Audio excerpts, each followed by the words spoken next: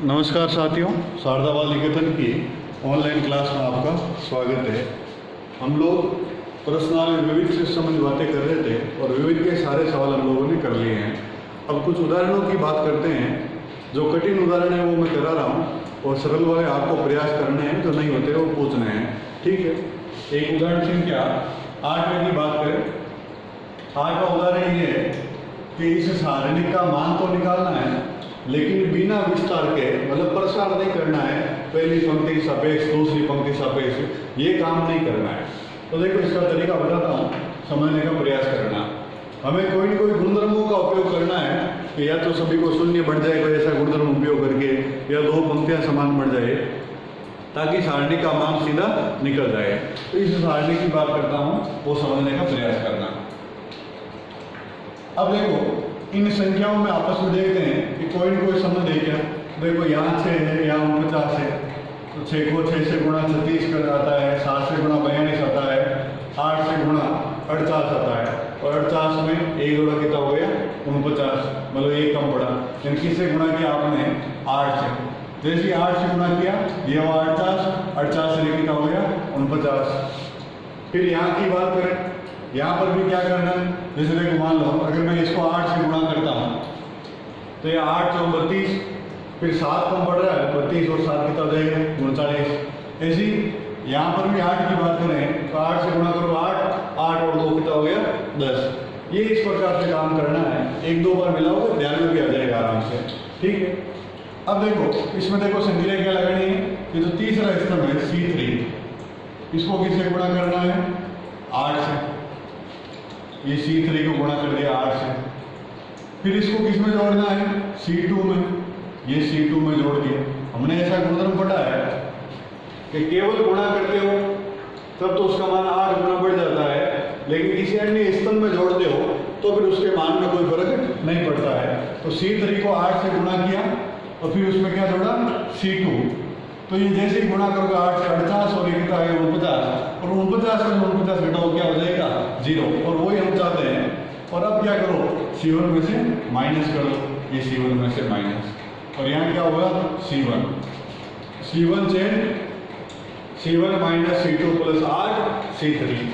तो यहाँ की बात करें डेल बराबर, इसको सरल करते हैं, थोड़ा समझने का प्रयास करना।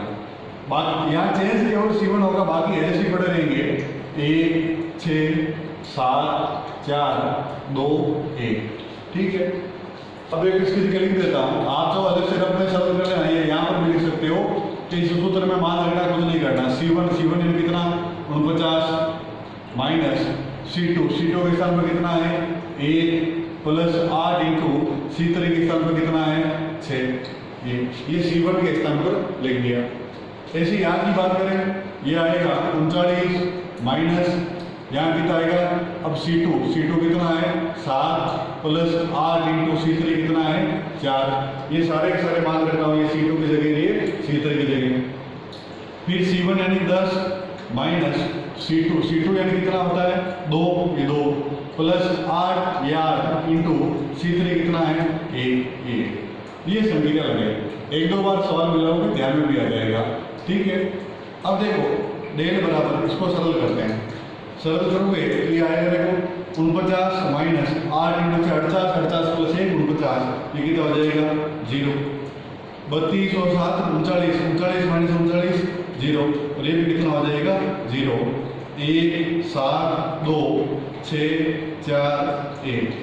और हम जानते हैं कि अगर कोई सारणी के इसकी सभी पंक्तियां या सभी स्तंभ 0 हो तो सारणी का मान कितना होता है 0, तो बराबर ये इसका क्या आया आंसर आया। अच्छा, एक बात और ध्यान रखना, कंपटीशन एग्जाम में अगर ये सवाल आता है कि इस सारणी का मान निकालना बिना प्रसार के, तो ऐसे सवालों के लगभग आंसर है वो हमेशा 0 होते हैं। ठीक है, ऐसे देखो एक 90 सवाल की बात करता हूँ। 90 सवाल में कैसा इसके बारे में बात करनी है, इसका बिना विस्तार के मान निकालना है और मान संक्रिया का उपयोग नहीं करना आप लोगों को। अब देखो बिना विस्तार के मान कैसे निकालेंगे, प्रसार नहीं करना है, इसका तरीका बताता हूँ, थोड़ा समझने का प्रयास करना।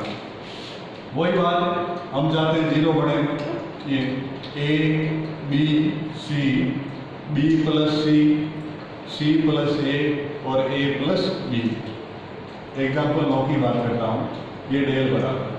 देखो सामान्य कोई सवाल आता है ना कि इस सारणी का मान निकालना है, तो हम लोग क्या करते हैं, आपको याद हो हमने कहा है कि अगर 3 1 1 हो ऐसी स्थिति में उनमें से 2 0 बनाने होते हैं, और जैसे ही 2 0 बढ़ेगा फिर एक के सापेक्ष प्रसार कर लेते हैं। लेकिन यहाँ हम लोगों को प्रसार नहीं करना है, ऐसी स्थिति वही कोई जोड़ना घटाने की बात करता हूँ।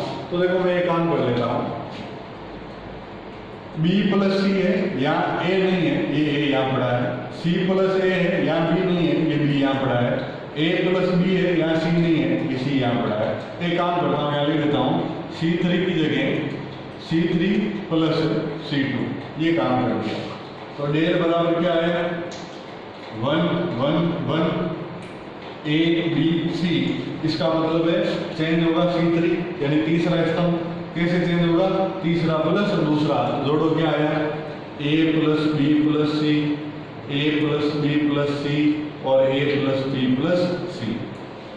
अब आप देखो ये जो तीसरा स्तंभ है इसमें a plus B plus C common आ रहा है, ये a plus B plus C common आ रहा है। फिर क्या रहेगा, 1 1 1 a b c और 1 1 1।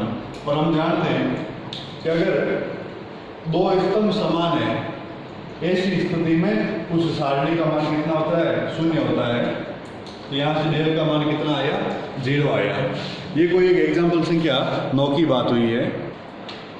तो जब कभी भी इस प्रकार से बिना विस्तार वाले सवाल आए ऐसी स्थिति में आप लोगों को इस प्रकार से संख्या लगानी है कि या तो सारे 0 बन जाए या आपकी 2 पंक्तियां या 2 स्तंभ समान बन जाए। ऐसी देखो एक एग्जाम्पल संख्या 10वें की बात कर लेता हूँ, वो थोड़ा समझना देखिए। एग्जाम्पल संख्या 10वां, a minus B m minus n x minus Y b minus C n minus B y minus Z c minus A p minus m और z माइनस x। इसका मान निकालना है और आपको बिना प्रसार के करना है, यानी केवल गुणधर्मों का उपयोग करना है। अब देखो इस सवाल में क्या करना है, देखो अलग अलग सवालों में अलग अलग होगा। प्रत्येक सवाल में जैसा सवाल है उसके अनुसार संख्या लगानी है, बार बार मिलाओगे ध्यान में आ जाएगा कि इस प्रकार के सवालों में ये काम करना है। यहाँ की बात करें, आप देखो यहाँ a minus B, B minus C, C minus A, ये प्लस का है, ये माइनस है, ये प्लस बी, ये माइनस बी, ये प्लस सी माइनस सी। यानी अगर इन तीनों को जोड़ते हो तो सारे आपस में क्या हो जाएंगे, कैंसिल। तो एक काम करता हूँ, मैं इनको जोड़ देता हूँ तीनों पंक्तियों को। r1 की जगह r1 प्लस r2 और प्लस r3। अपनी बात हुई है कि अगर इस प्रकार की संख्या लगाते हो तो ऐसी स्थिति में उस सारणी के मान में कोई फर्क नहीं पड़ता है। तो r1 plus r2 plus r3 करते हैं ऐसा। तो देखो r1 plus r2 plus r3 करोगे, a और a कैंसिल, b से b कैंसिल और c से c कैंसिल, क्या आया, 0। यहाँ की बात करें m से m, n से n और p से p कैंसिल, क्या आया, 0। x cancel, y cancel, z cancel, क्या आया, 0। बाकी भले लिखने की जरूरत नहीं है। अगर एक पंक्ति के सारे अवयव शून्य आ गए तो उस सारणी का मान कितना होता है, 0। ये कोई एक सवाल संख्या 10वें की बात हुई है जिसमें आपको बिना विस्तार के सारणी का मान निकालना है। तो ये जितने भी सवाल है कि बिना विस्तार के सारणी का मान निकालना है, तो इनमें लगभग सारणी का मान है वो सदैव शून्य आता है। ऐसी एक एग्जाम्पल है, 12वें सवाल की बात करता हूँ। 12वें सवाल में आप लोगों को सिद्ध करना है कि इस सारणी का मान ये होता है। लेकिन ध्यान रखना यहाँ पर भी लिखा है कि बिना विस्तार के सिद्ध करना है कि ये दोनों सारणी बराबर होती है। इतना सा सवाल होता कि ये सिद्ध करना है, ये नहीं लिखा हुआ होता तो हम इस सारणी का मान निकालते, इस सारणी का मान निकालते और दोनों कितना लेके आना होता है, बराबर लेके आना होता है। लेकिन अब इतना ही का विस्तार का उपयोग करना ही नहीं है, यानी इसी में गुणधर्म लगा के आपको ये सारणी लेके आना है। तो इसका तरीका बताता हूँ, सब लोग समझना आराम से देखें। देखो एक तो मैं काम कर देता हूँ कि तीनों स्तंभों को जोड़ देता हूँ। C1 की जगह C1 प्लस C2 और प्लस C3। देखते हैं उसका फायदा क्या है। डेल बराबर जैसे ही आप तीनों स्तंभों को जोड़ोगे तो B और B 2B 2C और 2A यानी 2A plus B plus C हो जाएगा। यहाँ जोड़ोगे Q 2 बार, R 2 बार और P 2 बार, ये 2 P plus Q plus R, और यहाँ जोड़ोगे तो ये आएगा 2 X plus Y plus Z। बाकी में ये बचा रहेगा C plus A plus B, R plus B, P plus Q और Z प्लस X और X प्लस Y।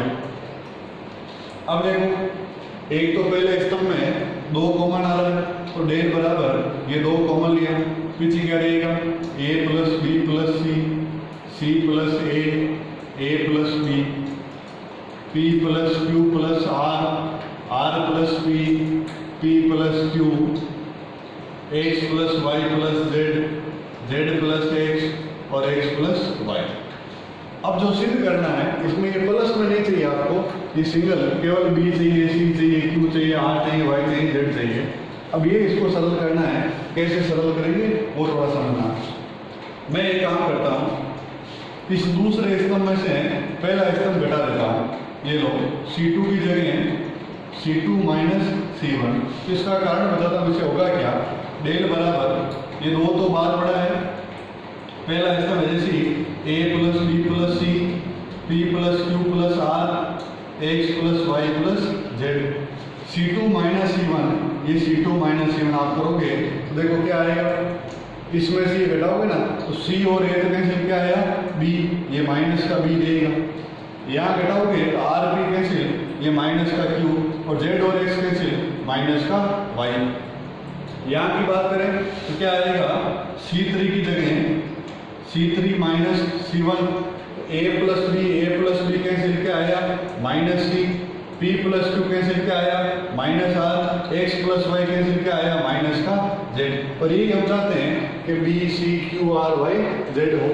बस फर्क इतना कि यहाँ माइनस नहीं है तो वो माइनस हम लोग कॉमन ले लेंगे। अब बात बड़ी पहले स्तंभ की कर लेता हूँ। पहले स्तंभ हमें क्या चाहिए, केवल A चाहिए, ये B और C नहीं चाहिए। तो एक काम करो, इसको और इसको जोड़ोगे ना तो minus B plus B cancel, plus C minus C cancel. तो यहाँ पे लिख देता हूँ C1 की जगह C1 plus C2 plus C3, बाकी कैंसिल, क्या आया डेल बराबर 2 टाइम, हाँ जोड़ोगे B से B कैंसिल, C से C कैंसिल, क्या आया A। यहाँ जोड़ोगे Q कैंसिल, R कैंसिल, क्या आया P, और यहाँ जोड़ोगे Y कैंसिल, Z कैंसिल, क्या आया X। और यहाँ क्या रहेगा माइनस का B, माइनस का Q और माइनस का Y, minus C, minus R और माइनस का Z। अब एक काम करो, दूसरे स्तंभ में भी माइनस कॉमन आ रहा है और तीसरे स्तंभ में भी माइनस कॉमन आ रहा है। एक माइनस यहाँ से, एक माइनस ये से, माइनस माइनस क्या हो गया प्लस, और बराबर क्या आया है RHS। ये कोई एक सवाल से क्या 12वें की बात हुई है कि बिना विस्तार के ये दोनों सारणी के इस प्रकार से बराबर होती है। एक सवाल संख्या 14वें की बात कर लेता हूँ, आराम से समझना देखें। 14वां सवाल है, इस सारणी का मान निकालना है। अब इसमें ये नहीं लिखा हुआ है कि विस्तार करना कि नहीं करना, उसकी बात करते हैं, सब लोग सुनना। इतना ही कहा है सारणी का मान निकालना है, यानी आप विस्तार कर सकते हो। डेल बराबर 1/a square BC, 1/b B square CA और 1/c C स्क्वायर और AB। इस प्रकार का सवाल हम लोगों ने पहले भी पढ़ा था कि यहाँ A आया है, हम चाहते हैं ये खत्म हो तो हम इसको A से गुणा करा दें, मतलब पहली पंक्ति को A से गुणा करा दें, यानी R1 की जगह A R1। जैसे ही आप लोग A से गुणा करोगे तो ये गुणा में A से क्या हो जाएगा कैंसिल, क्या बचेगा 1। यहाँ A से गुणा कराओगे AQ और यहाँ A से गुणा कराओगे ABC। लेकिन अपनी बात हुई है कि अगर पंक्ति को केवल A से गुणा करते हो तो उसका मान 1 गुना बढ़ जाएगा, तो बाहर क्या करना, भाग भी देना, ताकि उसके मान में कोई फर्क नहीं पड़े। ऐसी दूसरी पंक्ति को B से BR2 और तीसरी पंक्ति को C से CR3, और बाहर भी क्या होगा, भाग जाएगा B और C का। ये 1B³ ABC और 1C³ ABC। एक काम करो, ये जो तीसरा स्तंभ है इसमें ABC कॉमन आ रहा है, ये ABC कॉमन लिया। जैसे ABC कॉमन लेगा पीछे क्या रहेगा 1 1 1 A³ B³ C³ और 1 1 1, ये कैंसिल हो जाएगा। हम जानते हैं कि अगर सारणिक में दो स्तंभ बराबर हो तो उस सारणिक का मान कितना होता है 0। ये कोई एक सवाल संख्या 14 की बात हुई है। ऐसे ही आगे जितने भी उदाहरण हैं वो आप लोगों को मिलाने हैं और जो उदाहरण नहीं होता है वो पूछना है। बाकी के जो उदाहरण हैं वो हम लोग अगले वीडियो में करेंगे। धन्यवाद।